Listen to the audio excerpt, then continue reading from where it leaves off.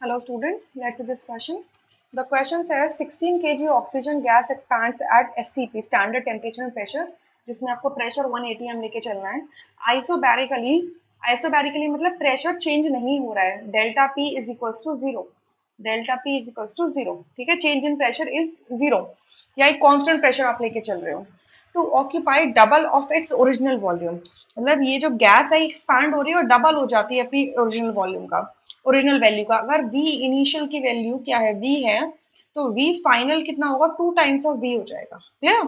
The work done during the process is nearly क्या work done होगा, तो work done हम जानते हैं w से रिप्रेजेंट करते हैं and it is equals to minus p delta v होता है.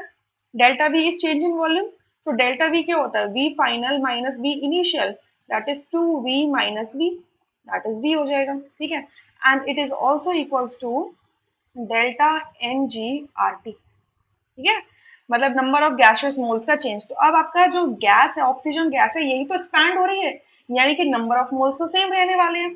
सो इसके लिए नंबर ऑफ मोल्स कितने निकल जाएंगे, इसके लिए नंबर ऑफ मोल्स निकल जाएंगे weight upon molecular weight. Weight कितना दिया है, 16 केजी. 16 केजी का मतलब 16,000 ग्राम, और मोलर वेट होता है आपके ऑक्सीजन गैस का 32 ग्राम पर मोल. या तो इसको सॉल्व करेंगे तो ये आ जाएगा 500 मोल. सो वैल्यू पुट कर दो.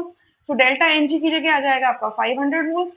ठीक है, change in the number of moles क्या होंगे आपके, इक्वल ही रहेगा, वही नंबर ऑफ मोल्स रहेगा, तो चेंज तो कुछ हो नहीं रहा, तो मैं इसको सिंपली क्या लिख देती हूँ, एनआरटी ही लिख देती हूँ. क्लियर? आर की वैल्यू, ऑप्शन देखो सारे कैलोरीज में दे रखे हैं, तो आर की वैल्यू कैलोरीज की यूनिट्स में क्या होती है, 2 होती है, 2 कैलोरीज पर मोल पर केल्विन. और टेम्परेचर क्या लोगे आप इस केस में, अब देखो स्टैंडर्ड टेम्परेचर एंड प्रेशर लेना है, तो इस केस में आप इसकी वैल्यू क्या लेके चलोगे, 273 लेके चलोगे. ठीक है, 273, क्योंकि स्टैंडर्ड टेम्परेचर प्रेशर बोला है ना, तो 273 टेम्परेचर को लिया जाता है स्टैंडर्ड टेम्परेचर प्रेशर में, तो 273 केल्विन. तो इसको हम करेंगे solve. So it is going to be 5, देखो इजी हो जाएगा. 273 500 multiply two that is 1000 into 273, right. तो ये किस में आएगा, कैल्स में आंसर आएगा. अब क्योंकि 1000 से मल्टीप्लाई किया हुआ है, तो मैं इसको क्या लिख सकती हूँ, 273 किलो कैल, किलो कैल लिख सकती हूँ. ठीक है, तो इन चारों ऑप्शन में जो नियरेस्ट वैल्यू है, ये नियरली पूछ रहे हैं ना, तो जो नियरेस्ट वैल्यू है वो कितनी है, 271 है, यानी कि फोर्थ ऑप्शन यहाँ से करेक्ट होगा, rest options would be incorrect. I hope you understood this question really very well. Thank you.